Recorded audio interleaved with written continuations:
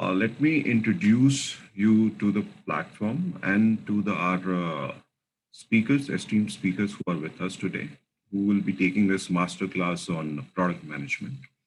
So first of all, let me thank you everyone for taking time and joining this masterclass on product management, which is organized by SkillxPro.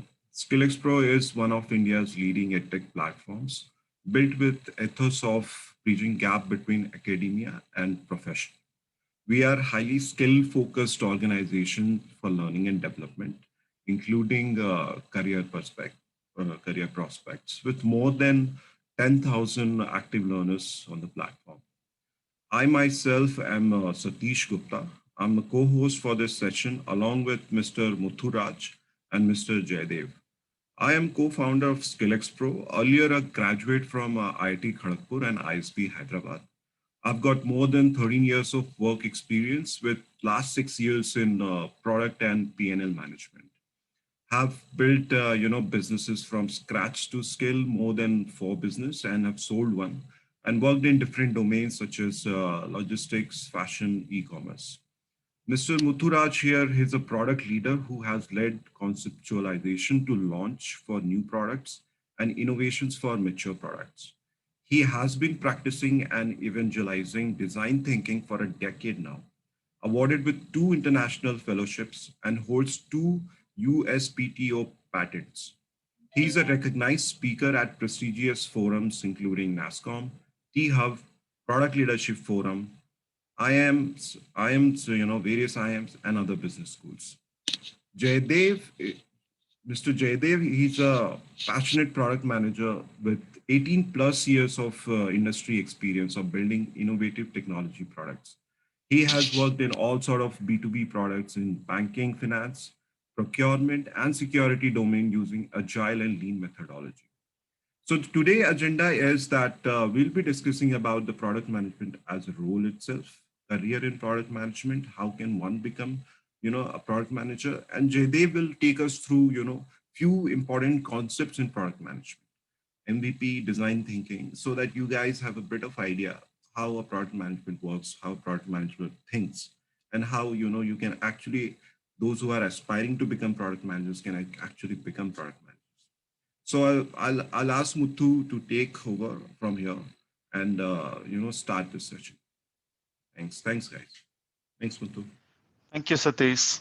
Hello, everyone. Muthu here. So I will be taking you all through the first part of the session where we are going to look at who is a product manager, what does he do, and what does it take for you guys to have a career, a successful career as a product manager, right? So let's get started. So who is a product manager anyway, right? So if you look at a product manager is like an orchestrator who connects different parts of functions that is required for a product to come together, right? So a product manager brings them all together such that the delights can be delivered for customers while balancing the business goals that are there, right? While you can actually see here, like, product manager is in the midst of action trying to control everyone. That is not really true, because you can also see that each of these functions can also communicate with each other, and each of these functions also have their respective goals, and they have their own people managers. So a product manager, mostly until you are like a vice president of a product management section of the company, you will not have reportees onto you, right? So you don't have direct voice or control over any of these functions, but a product manager has to influence these functions by being a customer advocate, by bringing them all together by your product manager's soft skills, which we'll also see a little bit more, right? So that you can bring them all together to deliver these innovations for customers, and satisfy the business goals as well, right? So where does the product manager spend their time on? So if you look at a typical product manager, a lot of their time actually goes into looking at the problem opportunities, the opportunity space, the problem area, looking into the research, arriving at what else you can do, what next we can do, and how the solution can evolve, right? So that's the part of the research that is indicated in this diagram, for example. Right. So as a next part, you can see that, it goes into the project management and the execution, because, a lot of times you will be very closely interacting with, design teams, development teams, marketing teams, at least these three teams very closely. And hence a lot of it also goes into sort of a project management, that for your launch to be successful, for it to go on time, you need to also look at some of the project management aspects, while several companies also have a project manager role attached to the product itself. Right. And then there is a lot of time on the presentations. This is almost like every day you have to do presentations. You have to put up a story together. You should be ready to just jump in and put the things together to make a story, so that you can present to all these different teams that you are seeing around. If you have to influence them, if you have to take them towards the direction that you think is successful for the business and the customers, you need to be able to communicate to them, articulate to them very effectively, and hence the presentations, right? And then meetings, of course, right? So it's like, back-to-back meetings, as you can imagine, all through the day, right? So that sort of defines for you at the high level, who a product manager is. And at any point in time, as we are going through, if you have questions, post the questions over the chat, or using the question option in the poll, in the Zoom. We will get to all the questions as we finish the sessions. We will get to your questions, right? So as and when you have a question, keep posting it. So yeah, let's look at some of the key statistics about product managers, right? Who are they, and what are they doing, right? So if you look at some of the recent statistics and the surveys conducted in the industry, you can see that 61% of companies executives believe that product managers are viewed as leaders in their organization, right? So this is not any other role, but these are key folks who are viewed as leaders within the organization, right? And a good product manager could actually increase the profit of a product by 34%, and this has been shown by sufficient research data as well. And you can also see that product management is the third best job for 2021 as per Glassdoor, and this is actually, product management is climbing the ladder all the way from 10 to different positions. Last year it was on fourth, and now it is already third. It is actually most happening job all over the place, and specifically in India, because a lot of product companies are also looking to bring not just their development operations, but also the product operations, and the product management decisions are also increasingly coming into India, for example. And hence, several companies are building from India for the world. The product managers are sitting over here. Right.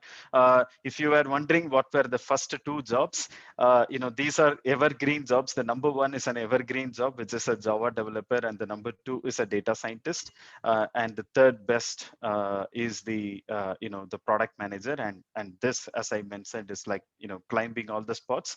Product management as a career, as a profession, has been existing for a long time, but now is when the world is realizing the real power of product managers, and suddenly product managers are in demand all over, right? 25% of product managers want to start their own business, right? So this, you can feel the leadership of these guys, and you can feel that they always want to innovate, they always want to execute, they always want to represent their customers, and that's exactly an entrepreneurial mindset, right?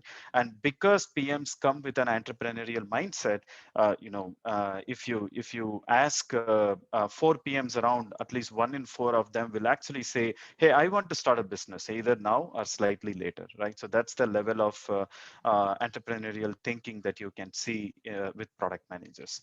And 85% of the product managers, and by the way, this is very, very high. For it is not true for several other jobs, including the development jobs, for example, that product managers are very confident and they believe that this is relevant even in the time of AI/ML, even with all the things that is going on currently, the midst of pandemic and all of these aspects, that this will be a future-proof job for at least the next 10 years, right? So and very few jobs can actually, those folks who are in the job can claim, hey, I think my job is going to be around for even in the next 10 years with all the things that is happening around us, right?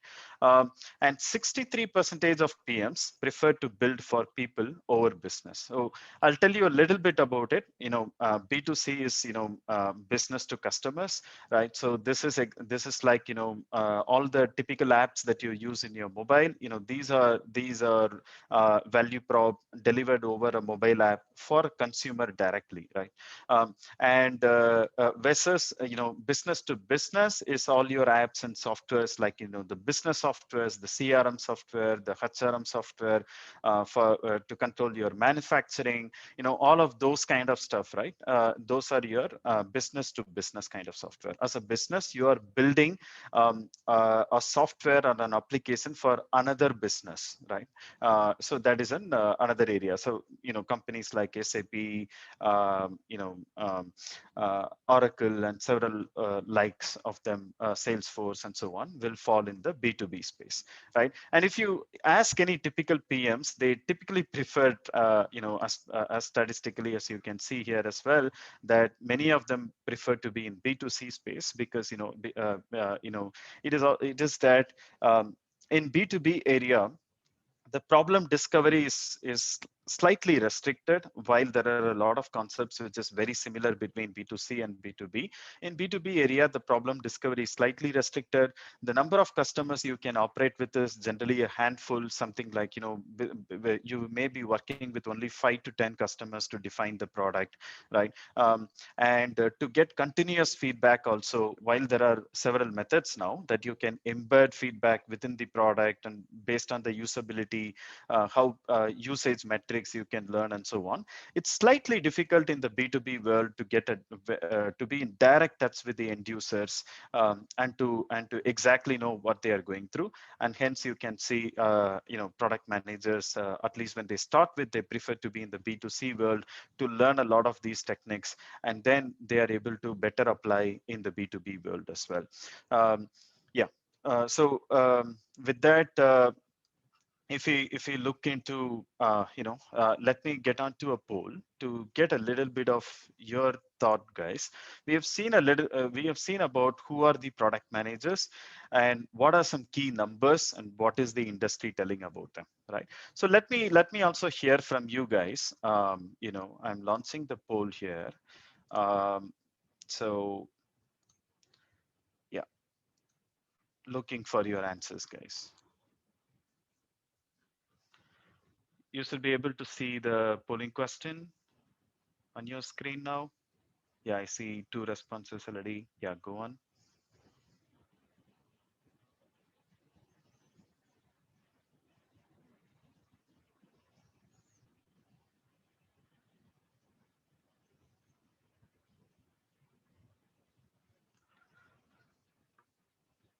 Cool, almost all of you have voted. I will end the poll here. I can see that, several of you have actually selected, other than the 18%, everyone else is actually, feel that the development experience or the background is not necessary for a SaaS product manager. That's exactly true. While it is not a black and white kind of, it's not really a 0-1, but if you look at it, it's like, the level of the product development understanding that you need. It's not the development experience, as in a hands-on development experience that is required for you to be successful as a SaaS product manager, but the technology understanding is a must. And that also, it need not be at a very high level of understanding, depending on the technical complexity of the product itself. itself. Like for example, some technical platform products may demand a high level of technical understanding from the product managers, but most of the SaaS business applications will require something like, on a scale of 1 to 10, probably you may require something like level 4 or level 5 technology understanding, not hands-on experience again, right? So you can become a successful product manager without having a background as a developer or a testing, or a team lead, or even if you're from quality, even if you're from commerce background, you can still be a very successful product manager, right? So then let's look at, we talked about the product managers. Now, if you are looking at product management as a career, right, the very first thing that you should do is you should evaluate and understand, is this a career for you, right? Because just because something is happening in the market space doesn't mean that you have to leave what you are doing and you have to jump into that, right?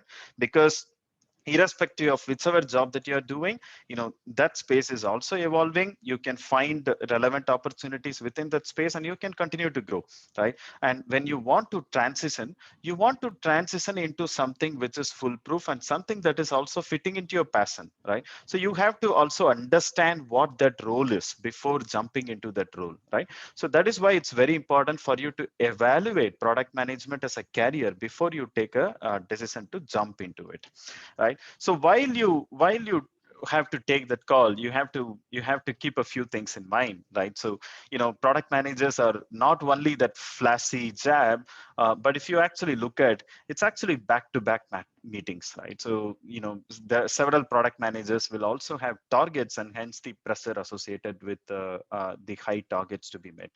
It's a high demanding work, no direct authority over teams. As you can see that the number of stakeholders that you have to interact in the first slide that we saw, it's very, very high. It's so many different number of teams that you have to interact, and you have to get them online, but you don't have control over them, which often leads to chaos, and you need to control that, right? Again, influencing without authority, right? And you may need to make unpopular choices because because you are a customer representative, and that understanding of customer sometimes may lead you to arrive at a solution which could be technically complex, or it could be slightly more time taking than what marketing expects you to have in the time frame. So you may need to still take unpopular choices, and you will have to defend them, because you feel that this is the right thing for the business and customer, right? So you will be the best person to make the choice, and you will have to defend them with enough data points to make it win, right? And then the multiple stakeholders management and the internal politics that I mentioned is one of the key area which holds back a lot of product managers not being able to excel in their career. So you need to be a good people person as well, in terms of interacting with all these different stakeholders, aligning them and getting them on the same page, right? So while there are so many of these ifs and buts, then what is so cool about it? Why is all this buzz happening, right? Because yes, it has also its flashy side. You own the product, you are the customer's advocate, you are making the strategic decisions for the product, you are able to build and scale and create and scale things from scratch, right? You are part of cool new innovations. And last but not the least, it is also the high paying job in the industry currently, right? So that's why product management as a career is well sought after. And before you make a choice, you have to also evaluate the con side of it, and you should feel that you should understand the day-to-day life, and when you are passionate about it and when you understand it enough, you can make your transition, right? So now let's say you have come into a place that yes, I want to go ahead and transition. And before you transition, you need to understand, how does the product management career path looks like, right? Because there are several levels of product managers. Product manager is not one level, right? So there are several levels. So where and how can you make the transition, right? So product manager roles starts with associate PM or PM level 1, as called in different companies, right? So this is like the entry level product manager, right? We will also see a little bit more details about it later. And then there is product manager or product manager level 2, right? So companies which call the entry level role as associate product manager, they call the next level role as a product manager. Some companies call it PM1 and PM2, right? So these are the typical product managers who own the, the roadmap and take strategic decisions, present data, work with the teams and deliver and so on, right? And then the senior product managers who will have multiple functionalities or features or modules to be taken care at a time, or maybe leading a product, right? Who is a senior product manager. And then there is a director product manager. Typically a director product manager level is when you start to have reportees, right? So you will have the PM1, PM2 and the senior PMs reporting to a director PM.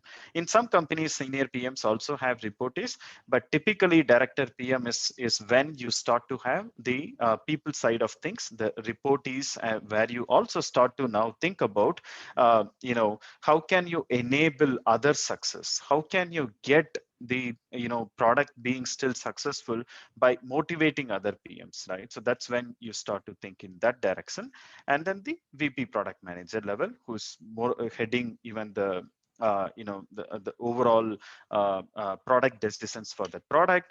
And then you have the CPO who owns the P&L. P&L is often also split between the VP product managers and CPO, and sometimes it even comes down to the level of senior PM also in some organizations, right? So now this is a typical representation. Now, depending on the size of the company and depending on the type of product culture the company has, these levels little bit vary, but more or less you will be able to find something similar to what you see here. And these are the different steps in the career ladder for a product manager, right? Now let's get to another question. I would like to get your thoughts. Like we talked about the product, who's a product manager, little bit about the career and and the different levels that is there. Now I would like to understand from you guys on what you think is required for transitioning into product management career. Right. So I'm going to launch this poll for you guys. I've launched it. It should be on your screen now. Yeah, I can see the oaths coming out now. Keep going. It's a multiple choice question. Let's see which one is getting more oaths.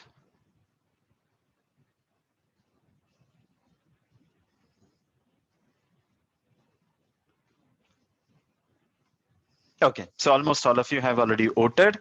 I will end the poll here. If you actually look at it, a lot of you actually have said that, 75% of you are actually feeling that you need prior product management work experience. Work experience. You have to note that aspect.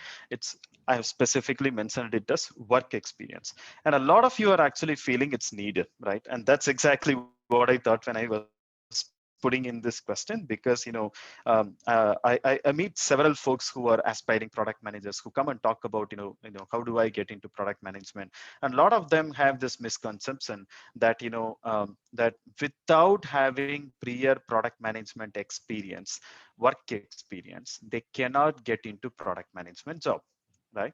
Which is not true, right? Then if everyone requires experience, then how are entry level product managers coming in from, right? Yes, there are certain companies where even the entry level product managers are looked out at 1 to 3 year product management experience, but it is not true for all companies. There are several companies which are hiring for entry level product managers, and these are through, like for example, they give a case study and which you can solve and then get into crack into the interviews. You can have your portfolios using which you can crack into the interviews. interviews. There are several other ways, like, there are several MBA students who come in directly after finishing their MBA, right? So there are several other ways. So it is a misconception that you always need a product management experience. Only then you can even come into the entry level product manager, right? Um, so now that we talked about getting into product management, we are also going to see this in a little more detail when Satish is going to talk about the top 3 approaches that most of you will be, most of the aspiring product managers are taking to land into product management. But here I'm going to cover it very broad, right, on how you can get yourself ready, and then how you can make the transition. So in terms of getting yourself ready, you need to upskill, which could be your courses like MBA, certifications, etc. And then you have to start to practice, right? So because the beauty of product management job is almost anything around you. Like for example, all of you are with a mobile phone or a laptop in front of you. That's a product, right? So anything that you see around you is either a physical product or a software product that you're interacting with. Start to see these products through PMIs, right? You see, for example, Swiggy today launched that you can order from multiple restaurants at the same time, right? Now, suddenly as a product manager, you should start to think about, hey, why did they launch it, right? What would have gone in product manager's mind for it? What could be the market size for it? Whose problem are they trying to solve? How could they execute it, right? So think like a product manager when you see any actions, anything that is happening around you in the product space. So that is very, very important for you, so that you can at a mind level already become a product manager before you can actually transition into a product manager, right? And when you do that, you will be able to easily create your portfolio, right? For example, you can start to write a blog like, why did Swiggy launch delivery from multiple restaurants at the same time? Talk about it, right? So that forms your portfolio. So several other ways to create portfolio as well, which we can see later. Right. Networking is a very, very powerful element, and personal branding is underrated skill, but very, very important skill. If you have not yet done, Google your full name. Just Google your full name without anything else. See the results, what is coming up, right? And you should be very, very mindful of it, right? And take some product leaders, take some famous folks, Google their full name and see what kind of results are coming in, right? And see how you can actually start to do that. As an example, you can also Google my full name, Mutraj Thangavel, and see what kind of results are coming up, and see what you can do also to generate your own portfolio like this, right? Um, and then making the transition, which is by applying within your company or through job portals, or reaching out for referral. There are multiple ways that you can do mix match and see. And as I mentioned, Satish's session is going to go a little more deeper into it. I will mention one aspect about it in detail, which is the pull strategy with recruiters, which is like, generally, if you keep going to someone, either someone in product job or a recruiter, and say, hey, here is my resume, tell me if it fits, right? No one would like to respond to you, right? So I had several openings in my team. Last couple of weeks, we were hiring, several folks reaching out, right? So I just made a post that, we are hiring, right? Overnight, I had, the number of resumes that I got crossed 100. And within 2 days, it became unmanageable, right? Several resumes are coming in, and everything is like, one line and the resume attached, right? Why should I go and look at so many resumes, right? So if you actually look at the pull strategy, this is like, these are folks which we go in search for, right? Because if you look at, product leaders, when we want product managers in our team, and the recruiters who also wants to hire product managers, their source is not only one way, which is the resume that they are receiving. Their source is also going and hunting for folks in these forums, in these events, right? And see who are actually fitting, right? And when you actually get approached by the recruiter, your weightage is much more. And you can actually, there are several ways of how you can create a pull strategy. Sometime later we can connect on with it if this is of interesting space for you guys, or you can ask a question on it, right? um, When you transition, you typically come into the first level of the PM ladder that we talked about, a PM level 1 or a associate product manager. While there can be also, if you are already a senior in another space, there are folks who have directly transitioned into PM2 or a senior PM, but sometimes these are exceptions. But typically when folks are transitioning, they end up in the PM level 1 or associate product manager. And who are they, by the way, right?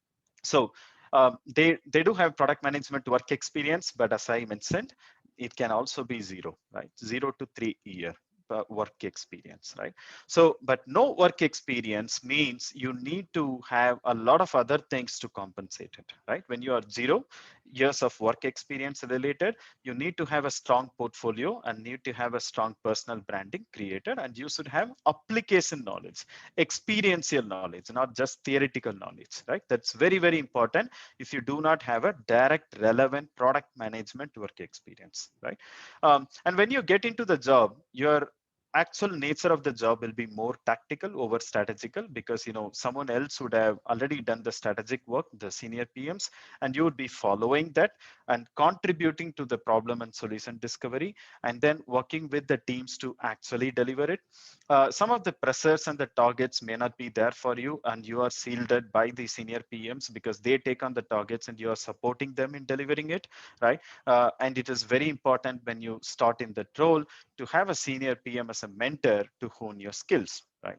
And more importantly, you should learn fast as an associate PM, because you are still an associate PM, not yet a PM, right? So you have to learn fast about the product, about the customer to whom it is delivering the value prop, about the customer's problems, the stakeholder expectations, the product culture of the company, and the product processes that the company follows, right? So how are they going from their vision, mission to product strategy to roadmap to different pillars of the roadmap to actually arrive at a feature, and how are these feature metrics are linked back all the way to the company's mission, right? So these kind of processes understanding is also required for you to move from the associate product manager to the product manager level 2 or product manager, right? So this is what an associate product manager will be doing when you transition and land on the role. This is what to expect, right?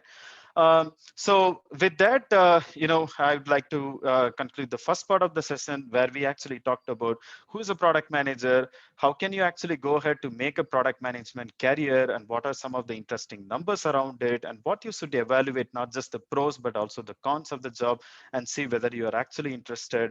And then going on to, what are the different ladders in the steps in the ladder of product management career, and what does it look like when you actually end up as an associate product manager. So those are different things that we covered.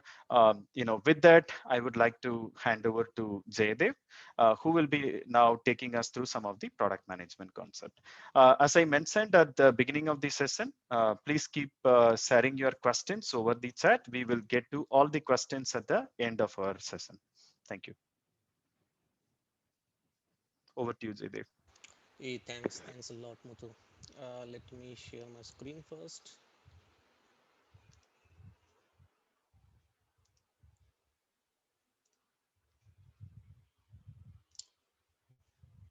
Are you able to see my screen?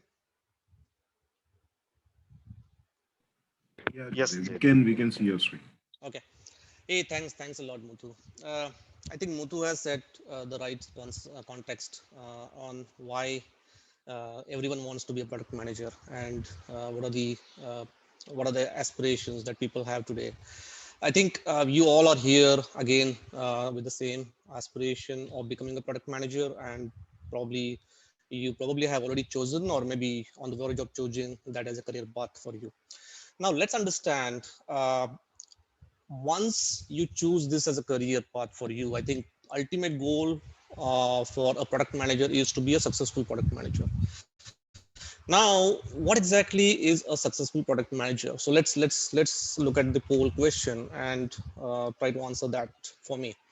Uh, so basically, what I'm trying to do here is, give me 1 second, guys.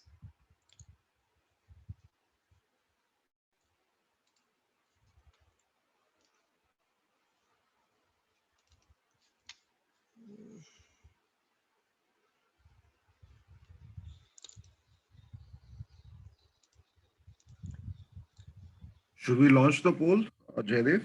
Yes, I just launched it. So this question is basically, when do you think you will consider yourself as a successful product manager? So there are two options: when I learn and practice all the skills needed to be a PM, or when I am able to build successful products. So let me see how you're responding. Okay, I can see some of the response already. Yes, it is in line with my expectation. Come on, go ahead. I will wait for another 10 seconds. Okay, I think majority of you have voted now. And I can see that as expected, uh, when you can build a successful product, actually, you will consider yourself as a successful product manager, which is definitely what the case is. Now, let's understand what is a successful versus failed product. So, what do you think is a percentage of products that are successful at launch? Any thoughts, any guesses? I think you are open to talk. So, if you want to just share some guesses, anyone? So they can actually chat, Jaydev, but Oh, cannot talk. Okay. yeah. Okay. So that will be interesting one.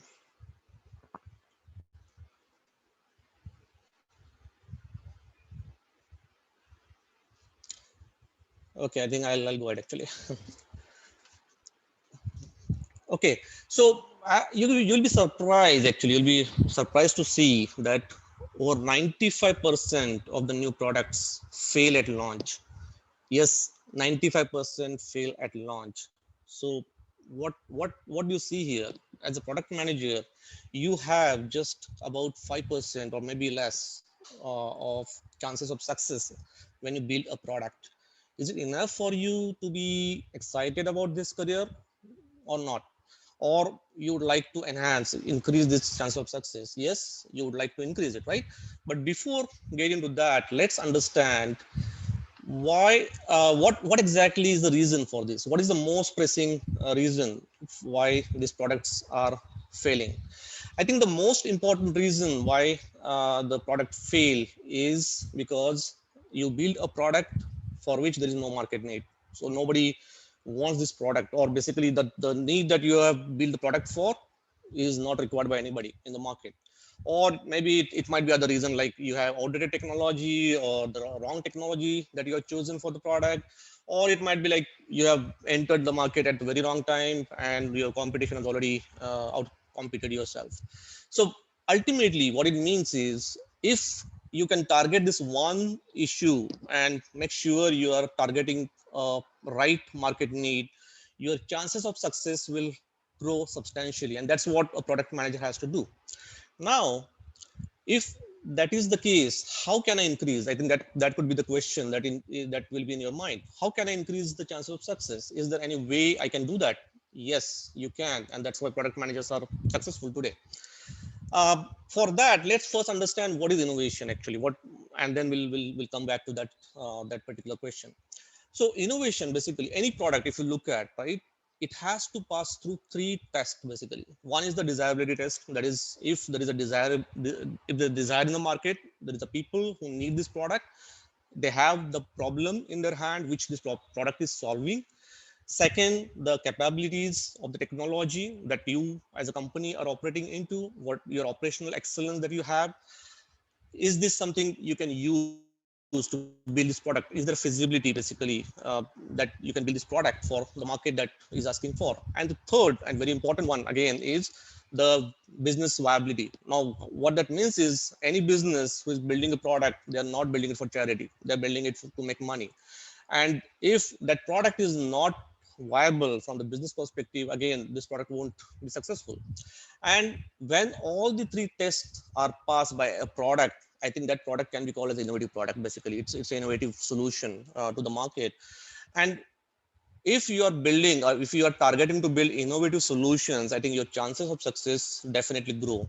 And the process that there are different ways you can do this. Actually, you can and those processes, if you follow those processes, if you follow those techniques, I think it will help you build the right product and the innovative products in the market. So let's understand one of such process, which is design thinking, how exactly it works and how this actually ensures that you build a right or the innovative products in the market first place. I think this process is a five-stage process. First, it starts with the empathize. Now here you interact with the end customers who are going to use this product.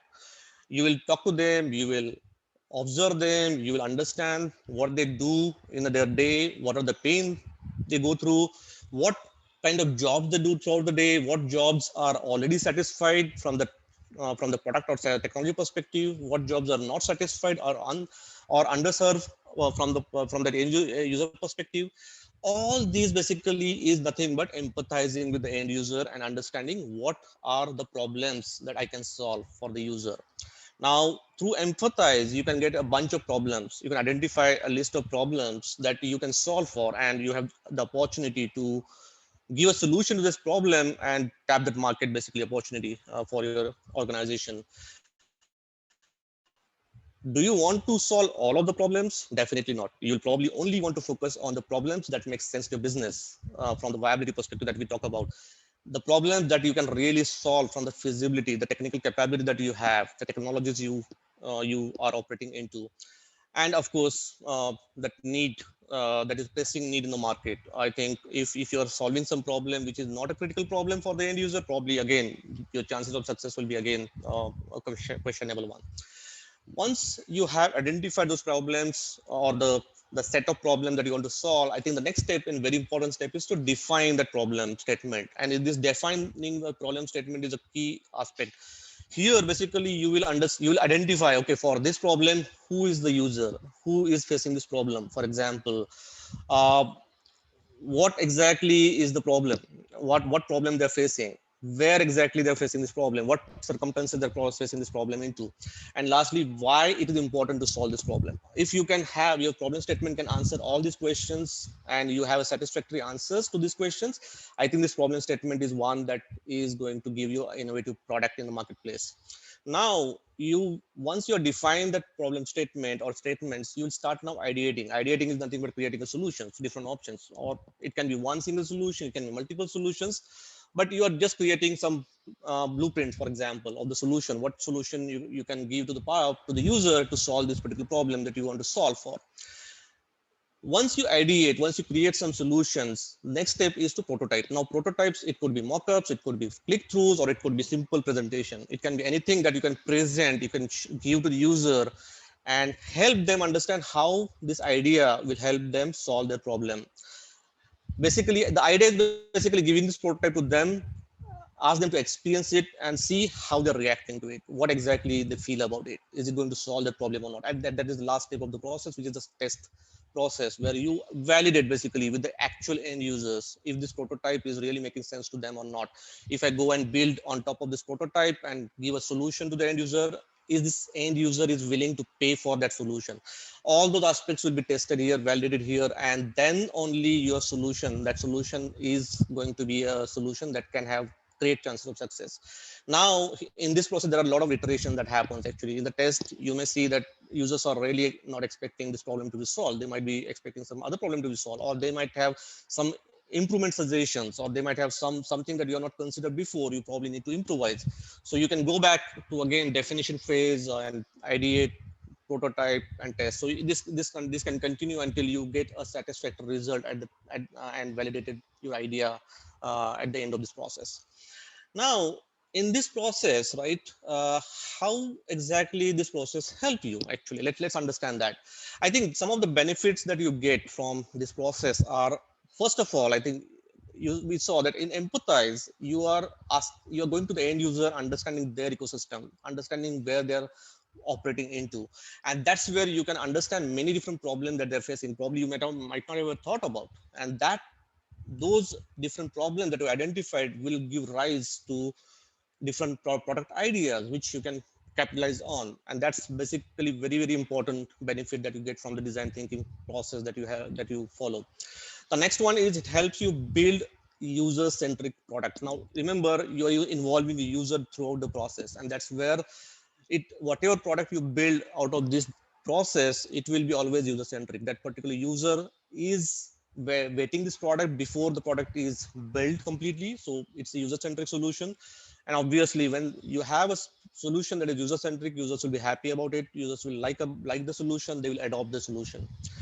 uh, the decision making, it also helps in decision making. Sometimes what happens is, for some problem you may have multiple solutions that you think will be solving the problem, but you're not sure which solution will really work. Then you can throw the solution, the prototype, to the user and see how they're reacting to these multiple options, and then it will help you determine which solution makes more sense from the user perspective, and then you can invest on that particular solution and build that solution further on that. Similarly, I think one of the why we are talking about design thinking here, because we want to reduce our risk of failure, and that's what it is, a risk aversion technique. And definitely most people use this technique in real life. Now, do you think with this approach also, or this technique also, you can still guarantee the success? Actually, no, you cannot guarantee the success. Failure is unavoidable, something you cannot avoid. So what you can do about it? Actually, it might be a question in your mind, right? So basically, what exactly you can do is fail faster. You're going to fail. If you fail late, you probably will not be able to succeed. The chances of success will be very, very low. But if you fail faster, you can change yourself, you can adopt to that you can learn basically, and adapt and make the changes in your entire process, and that way you can be successful earlier. Now you can still fail, but as compared to others, you might be successful earlier. So it's a more of a relative thing. But yes, it helps you basically get the success, or improve the chances of success early on for you. Now, is there a way to really apply this technique of failing faster? Yes, there is, and let's see what it is actually. So this is a lean startup methodology. I think you might have heard about it. This basically methodology is all about failing fast. So what does it do? Basically, it helps you fail fast, and then learn faster, and then adapt, and accordingly be successful at earlier stage. Now, what exactly how exactly this works? So in lean, the basic idea is to build the product, or basic idea is to validate everything that you build. So what does it mean? Basically, you have an idea. Now you create a solution. Now the solution is something called as MVP, minimal viable product. What is exactly MVP? MVP is, if you want to solve a problem, it is a most rudimentary solution. Basically, most rudimentary, remember, it's a most rudimentary solution which will solve the problem, but may not be an optimum way, may not be the best possible way. But this can be built very quickly. Now, that is what is the minimum, right? Viable, again, it has to have viability from the business perspective. The people should be ready to pay for it, they should be able to adopt for this. And last one is the product. It should be tangible. It cannot be a prototype. It has to be a actual product that they can feel, they can use, and they can get the value out of it. And once they get the value, probably they'll adopt, and they will give some feedback. Now that's what is the measure. Now this major loop, or the major thing, is basically you can measure in two ways. It can be first quantitative ways. There are some metrics you can capture, like the usage metrics. There can be some other metrics around how the product user is really working with the product, what if he coming back to the product or not, if you're liking the product or not, something like that. So you can just accumulate those metrics, and that data can be used for further learning. Similarly, there can be qualitative data that you can also collect, the feedback. You can reach out to those customers and get the feedback from them. Is it what is their pulse? Is it do they think that it's going to solve their problem, or they think it is useless for them? All these data that you collect through this low major process, I think that data can be used to learn, basically to understand if this has a viability in the market, if this has a value, if the user are seeing it as a valuable solution or not. uh, do we want to continue investing, or we want to probably change our course of action and maybe think about a different solution which can probably make more sense to the user. So all those aspects can be learned, and again it can feed back to the ideas, and again this loop can continue. This loop is called validation loop, basically validated learning loop basically, and that is the basic idea of lean. The main funda or main thing that you get from the lean is it increases the chance of success for sure, no doubt about that, but it increases that chance of success before you start investing heavily. So as I said, you're only building MVP, which is a very very small thing. It's from the effort perspective, you're building it very quickly. So you're not investing heavily at this stage. You start investing heavily only when you have a proof that this idea is valid from both user perspective as well as from the business perspective, and then only you start investing. And that is the one reason why it is widely used or by the most startup companies. Now, why do you think it is important to fail fast and learn and adopt faster? I think this is again this is the basic concept on which lean works.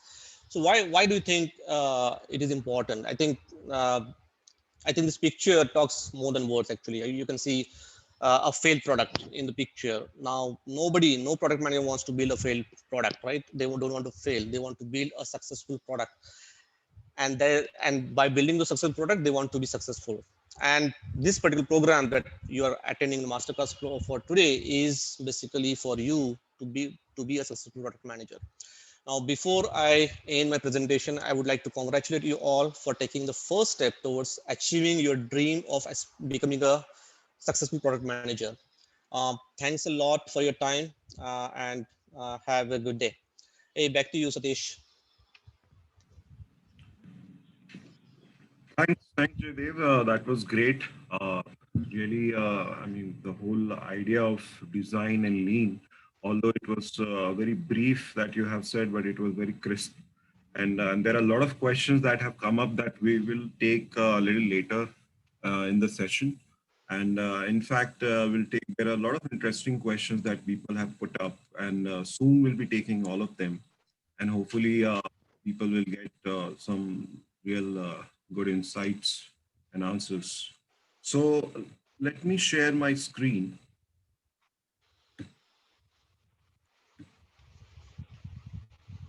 Okay.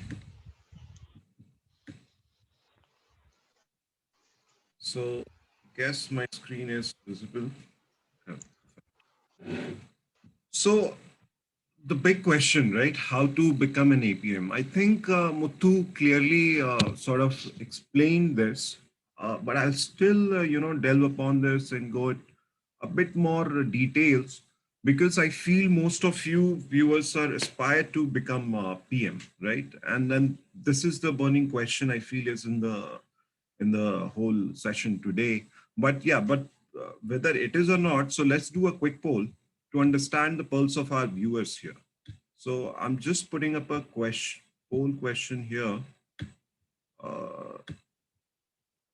Okay, it's already out there front of your screen. If you guys can vote. All right, I see a lot of votes coming in. We'll keep this on for another 10 seconds.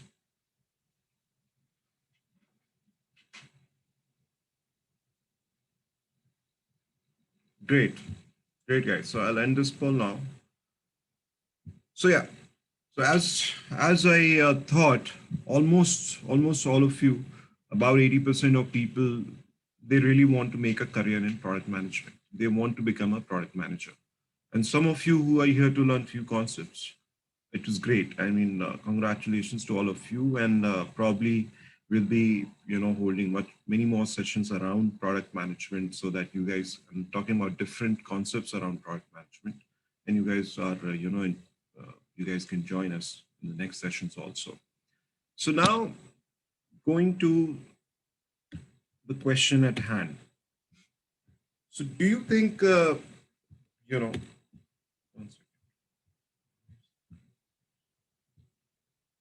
All right. So do you think, is there a silver bullet, that you can just shoot and you can become a product manager? I think by now you would have a clear idea. There are several paths which you can take to become a product manager, and there is no silver bullet which will make you a product manager. It's a lot of things that has to be done in a sort of structured way that will actually help you land your dream job of an APM or a PM, depending on where you are in your current setup or in your current professional career. So there are three main, that we have seen when we have researched around this and we found a lot of data. So there are three main channels where through which people normally, get into a career of a product management or say an APM.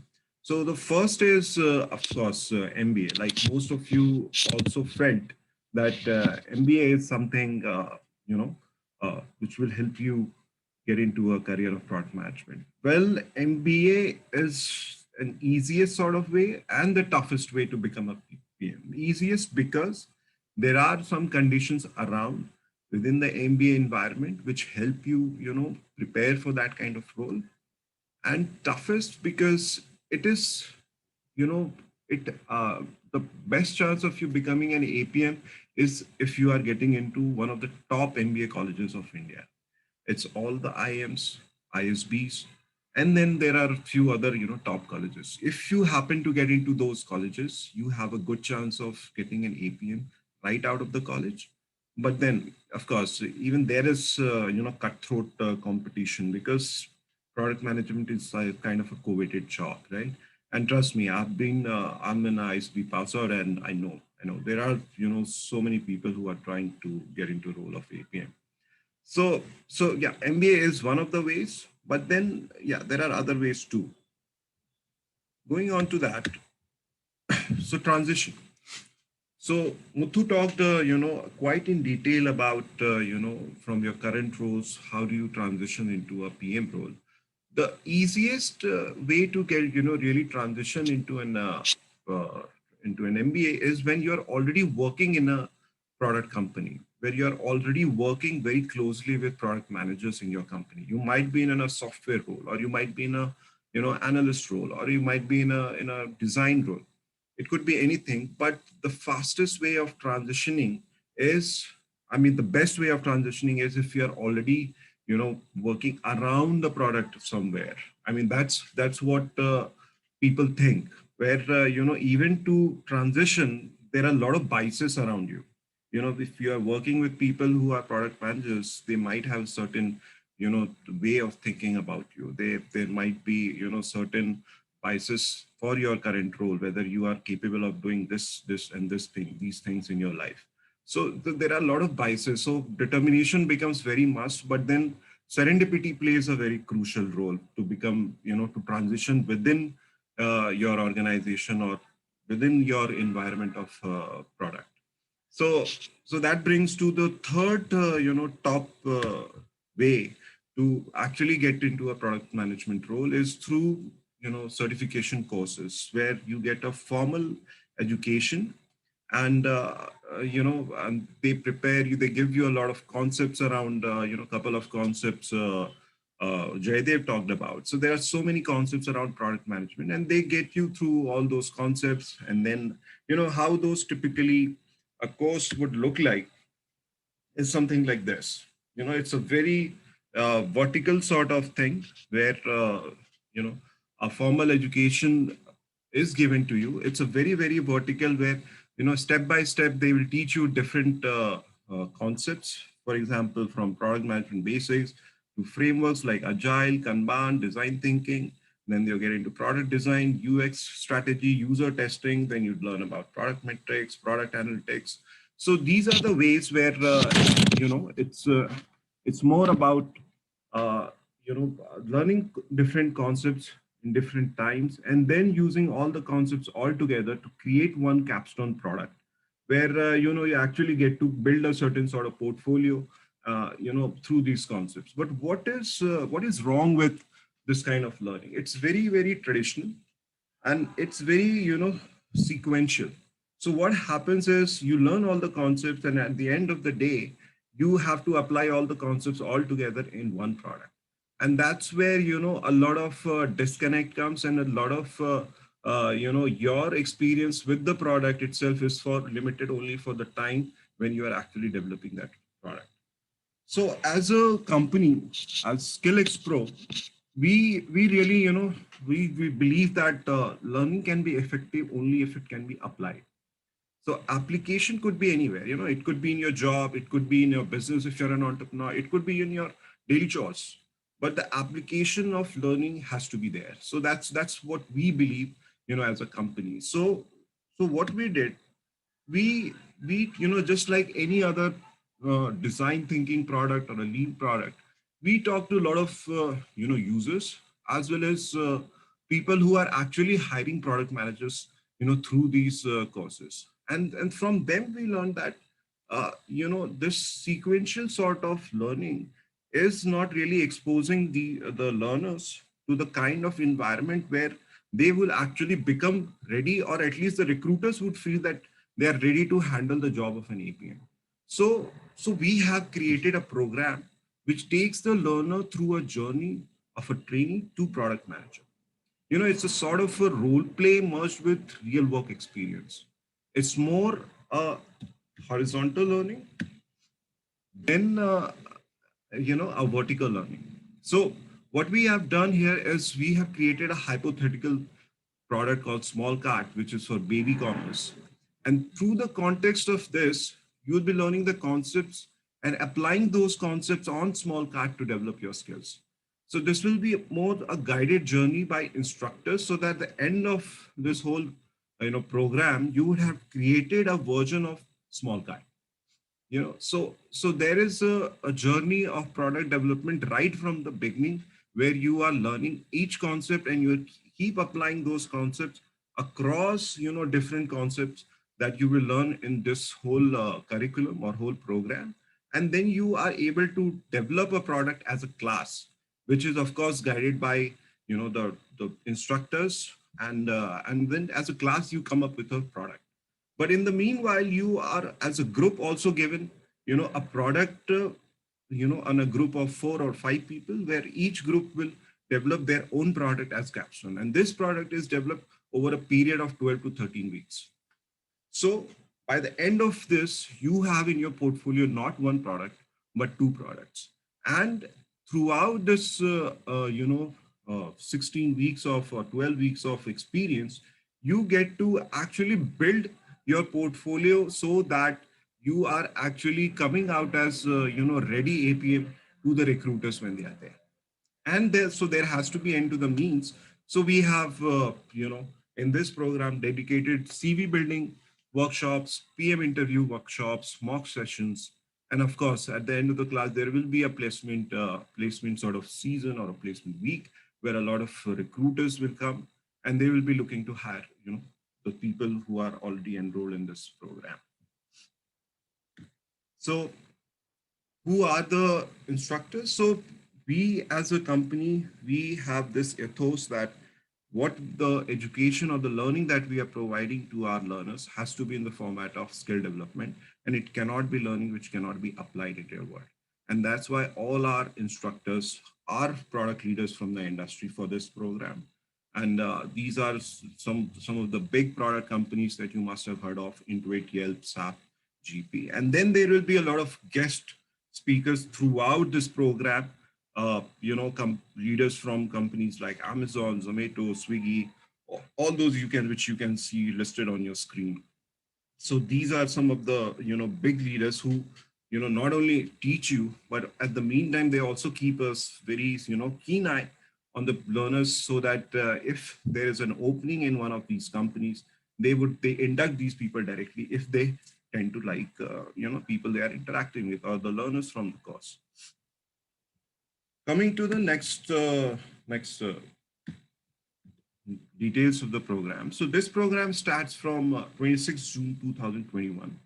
We keep our batches very small, a batch of 25, because we want the learners from this program to get the maximum attention as well as the maximum hand holding out of it. And we can only do that if we have a very small batch strength. And since a lot of this activity is experiential, so a lot of group work and a lot of back and forth happens, a lot of brainstorming happens throughout the program. So it becomes very, very critical that all the instructors are in very close touch with all the learners of the program. And yeah, it's a 16 weeks program, which is completely experiential in terms of concept learning and product development. But then there will be few more weeks of interview sessions and interview preparation, CV building preparation, and then placement week. So yeah, coming to the next part of this, which is how do you apply to this program, if at all, if somebody is interested in.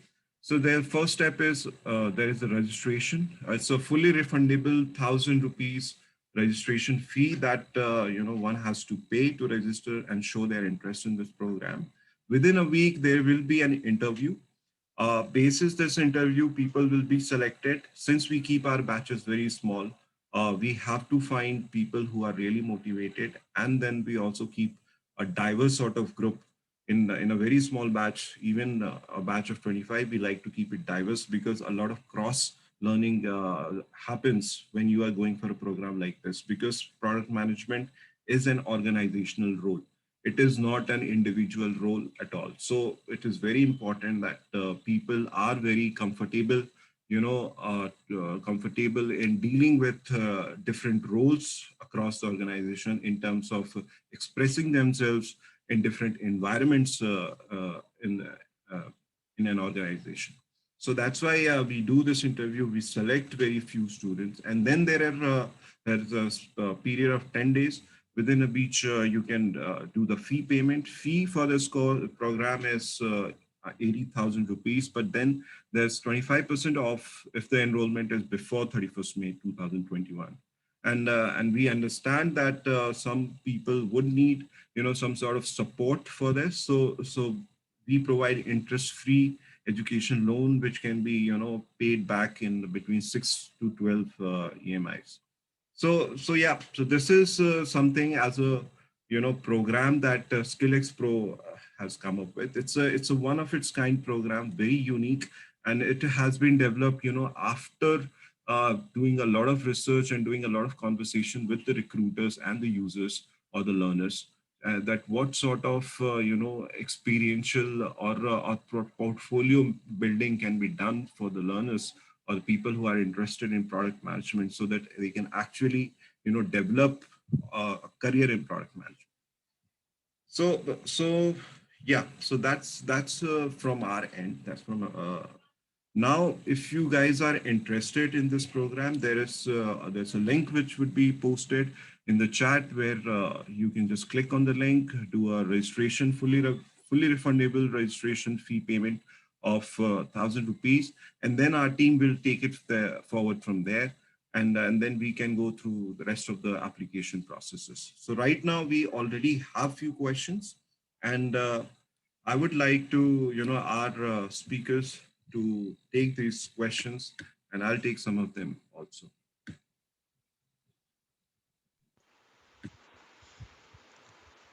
So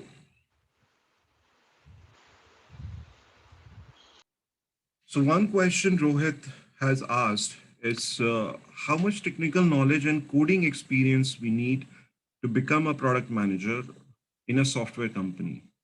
As I am from non-technical background and does not have coding skills or experience. Either Jayadev or Muthu can take this question.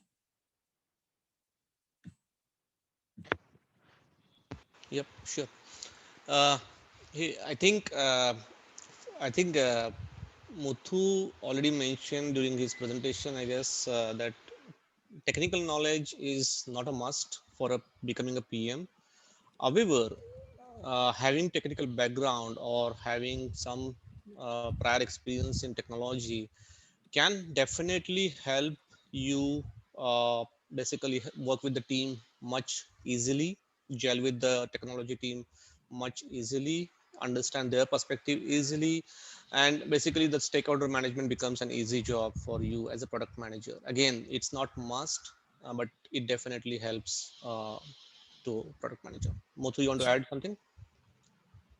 Yeah, so when it comes to the level of technology experience. Like for example, say obviously if you are going in as a product manager for a SaaS product, right, you are going to work with the engineering teams and you need to understand a little bit of a technology to work with them, right? So like as I mentioned earlier, it's not the hands-on skill, but it is the understanding, the ability for you to understand when the architect comes back to you and say that, hey, we cannot do the solution in this way, but we have to do it in another way because of technical constraints. And at a high level, when they explain it, you should be able to understand it, uh, for you to understand the proposal that the architect is bringing in and put forth your alternate proposal, for example. So that's where I was saying, for a typical business SaaS product, your technology understanding can be in a scale of 1 to 10, it can be somewhere 4 to 5. Correct. So a very similar question is from Rohit is, does industry domain knowledge and experience, is it mandatory for getting PM jobs like banking domain, payment domain, e-commerce domain, healthcare domain, and supply chain domain? Right, I The can point start is the there. word mandatory is the word here, keyword. Right. Yeah. Yeah. I can start there. So a couple of folks, I can see that you have asked this domain question, and this is also a frequently asked question from any aspiring product managers regarding the domain expertise, right? So I can speak to my career as an example, right? So if I look back at my experience, I've changed at least 4 different domains. And now, for example, I'm a senior product manager for a financial product, and this is the first time I'm dealing anything which is in financial space, for example, right? So I hope you are able to get your answer there. So domain is not something that can stop you, right? While domain is something that can accelerate you. If you already know that domain well, you will be able to, from day one, you will be able to already make a difference in as a product manager to that product. But if you do not understand the domain, your skill set as a product manager, like for example, that you can be a customer advocate, you can go and find the problems, you can arrive at solutions, you can work with engineering teams, you can do stakeholder management, and so on, right? Using these skills, you can excel as a product manager. Domain understanding is an additional level that can bring in additional success. Like for example, when you understand the nuances of a specific domain, you exactly know, hey, this is a point where I could look for opportunity, right? This is a point where the solution may not work because of your prior domain experience, right? And that is not a blocker, that is an accelerator if it is available, right? So after coming into a domain also, you can pick the understanding of the domain and you can still deliver. Right, right. So, even from my own experience, I could tell that I have worked, as business head or P&L manager, come product manager for, various domains. Worked in logistics industry, worked in oil and gas industry. I've worked in fashion, retail industry, e-commerce industry, and then right now, in edtech. So yeah, domain knowledge, as Muthu said, is is sort of a help element there, but what really works is whether your ethos, your basics as a product manager is there with you or not. It's user empathy, whether you really are able to empathize with the user or not, whether you are really able to understand the problems of the user or not, and able to pick the problem which aligns to the business goals and the most important to solve, right? Whether Yep. you are able to do that or not. So, and then there, several elements of, a product manager or a skill sets of a product manager, whether you possess that, in a full sense or not. And if you do have that, then any domain, it doesn't take a lot of time to understand the domain or, even excel in a domain. Yeah, Jaydev, if you want to add anything. Yeah, I think you said it already, but yeah, I just want to add one aspect here. I think more than domain, what really required for a product manager to be successful is product mindset. I Right. think the product mindset is something that will help you how passionate you are basically. That's very important to understand because as a product manager, you need to identify right problem and solve it right way. I think that's the most important thing product manager has to do. And for that, you need to have that product mindset. Without product mindset, it will be like you cannot really do much there.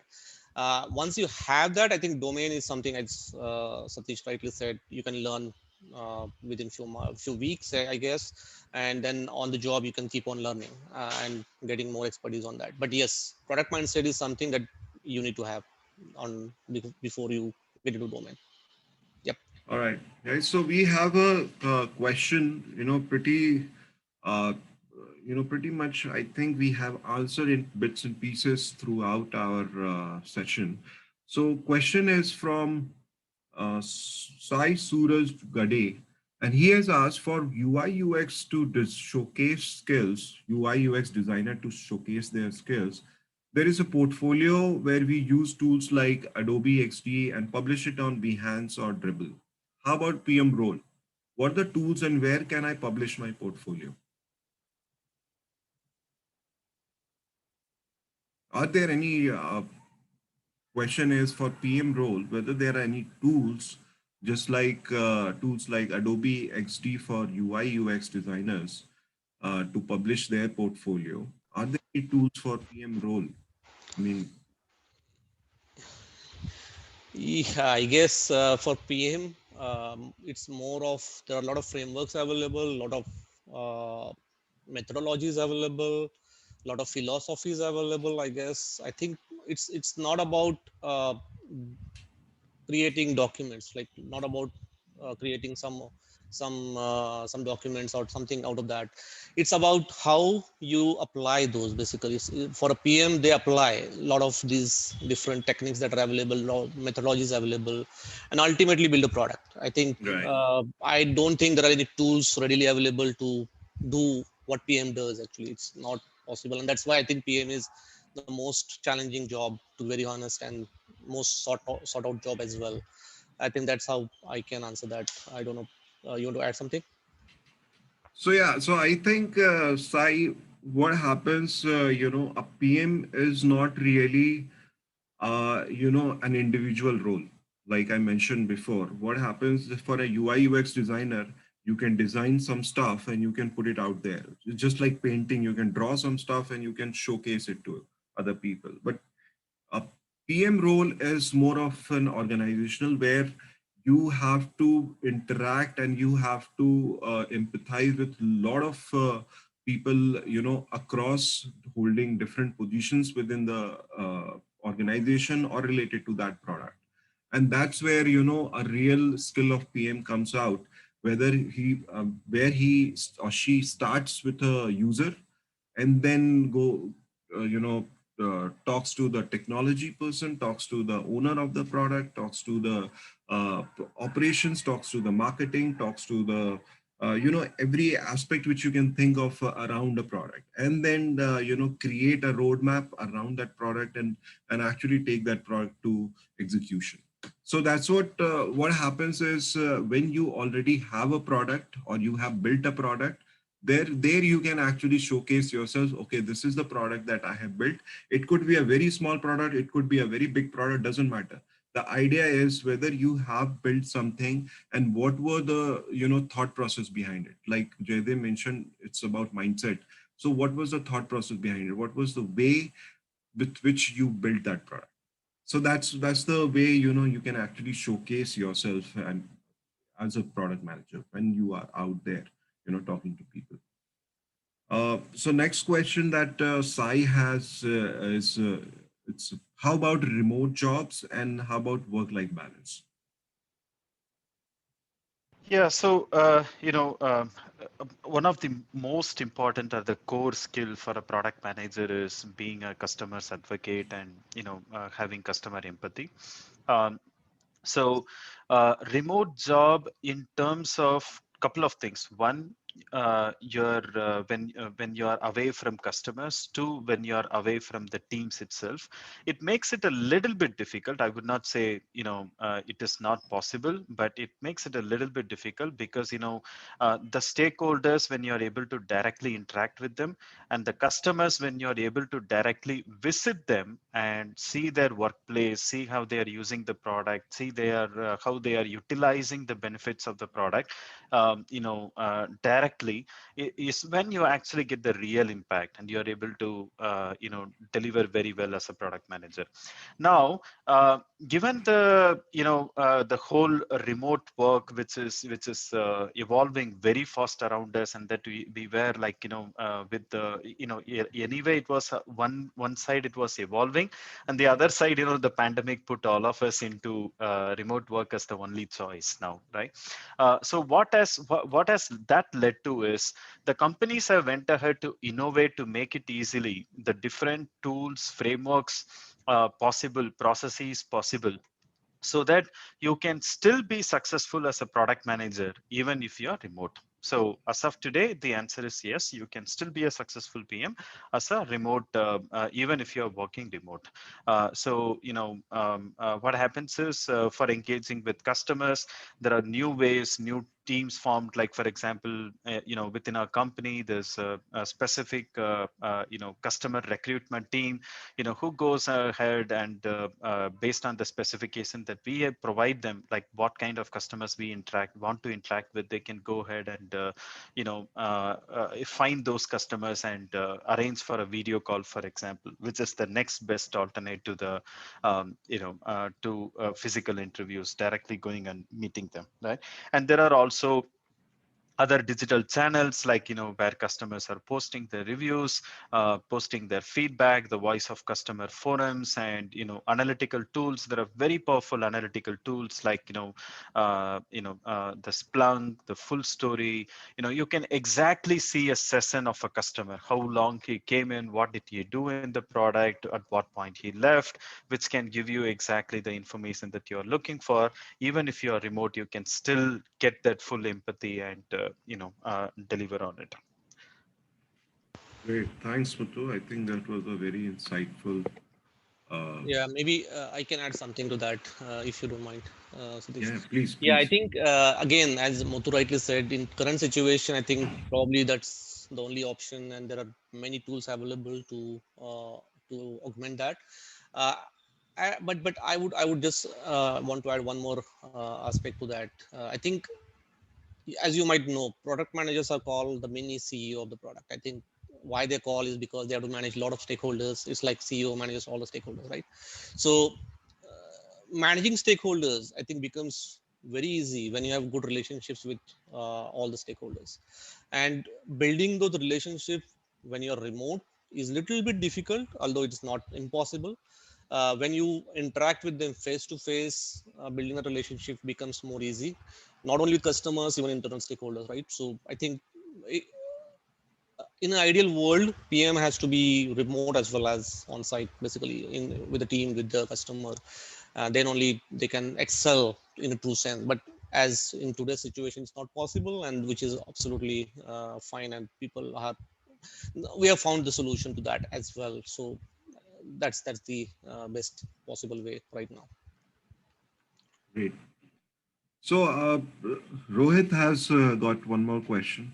So Rohit has this very interesting question. It's generally in few software companies, engineering team try to drive the product.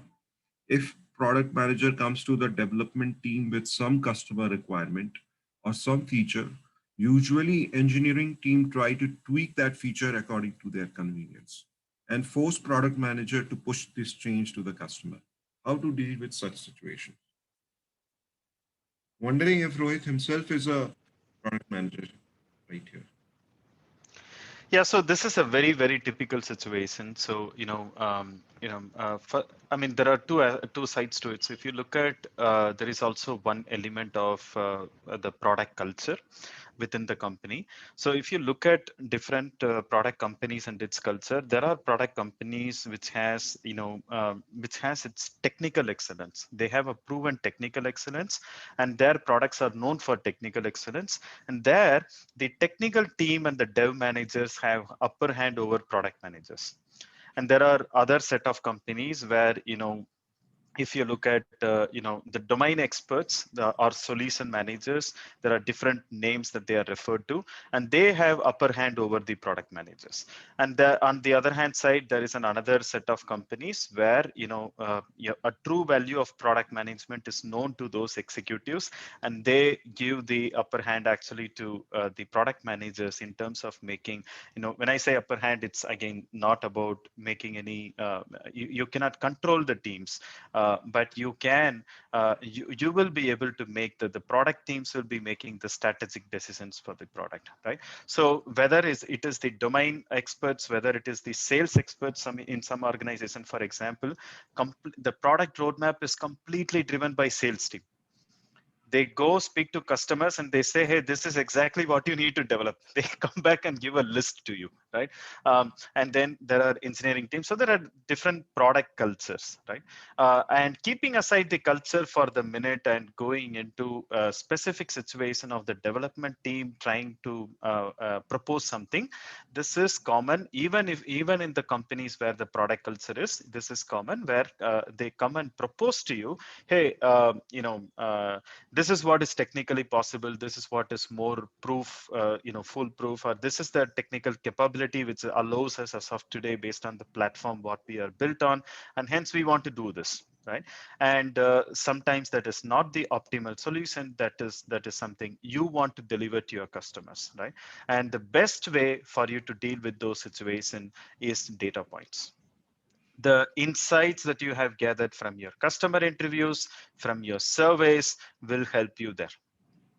When you exactly showcase that these many percentage of customers won't be able to use the solution if you build it this way, or these many percentage of customers will have a bottleneck if you design it this way, then they cannot have a holding point against you, or they cannot say, hey, no, we will go ahead and build it, because everyone finally wants the product to succeed, right? Now they come and propose because of their passion as well, right? So they also want to do something for the customers, but they don't understand the customer problems really well. And that's where you can make a difference, when you can actually clearly showcase to them, hey, this is what the data is showing, and hence it's not possible. Right. So as we are running out of time. It's already 5:29. So what I'll do is I'll take up a couple of more questions, and then any questions that we have not answered here, we will come back to you. We will send answer to your questions through email. So we have noted down all the questions. So one question is, Prathamesh, will the recording be available for reference? Yes, Prathamesh, what we will do is we will upload this video. We'll create a link and we'll upload this video so that all the people who attended this session can actually go back and revisit this whole session. And Sai had a question via MBA channel to become an APM. Which specialization of MBA you are referring? Okay, so question is, if somebody does an MBA, then to become an APM, what specialization of MBA is it required?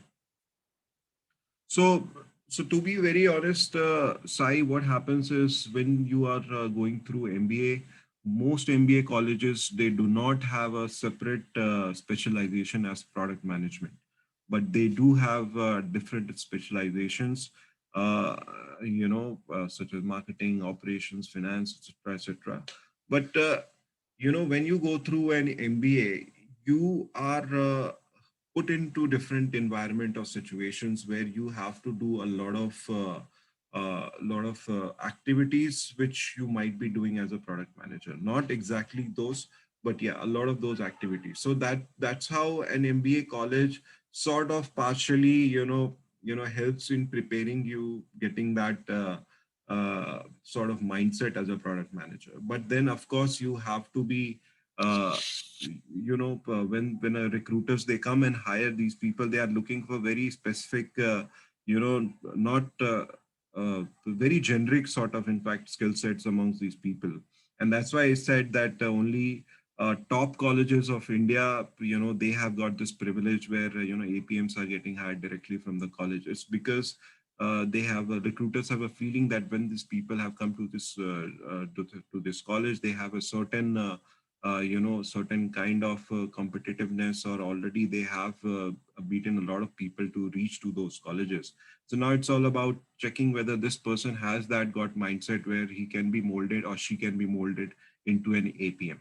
And those mindsets are being tested when they actually sit for interviews in an MBA college. So that's how it works there. But there is no specific specialization to become a product manager as such, while they do small courses around it in colleges.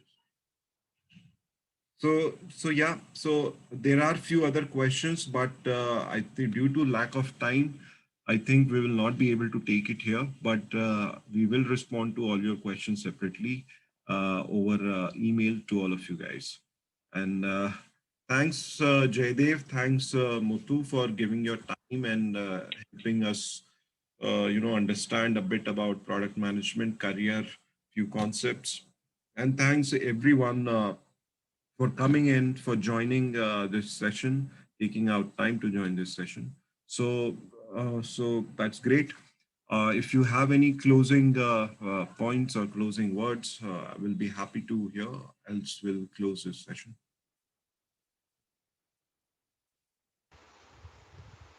Yeah, I think it was really interesting to share our experience with the people who are aspiring product managers, and we look forward to basically work with you guys and learn from you as well. Not only you will be learning from us, probably we will be learning from you as well.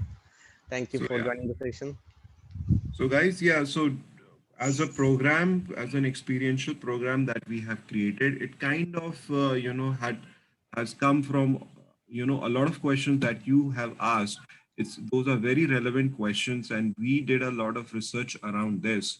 And basis, creating and a solution to these questions, we have created a program which is very experiential, which kind of builds a portfolio, which kind of take you through, a real journey of an APM, where you get to live like a professional life of an APM, where you will actually go out and talk to the customers, put those insights back into your product, go out and deal with different sorts of people in your team who are coming from technology background, coming from design background, and as a team, you get to build a product, as well as, as a class, which is handholded by some of the, marquee instructors or marquee industry leaders of product.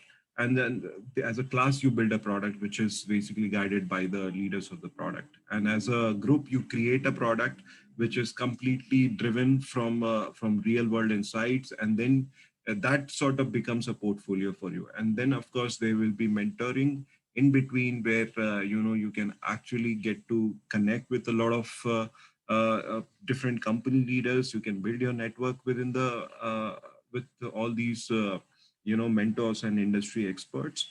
And then of course at the end, there will be a proper interview, mock session, CV building, and then there are a few companies who would be coming and will be picking some of you from this class. So that's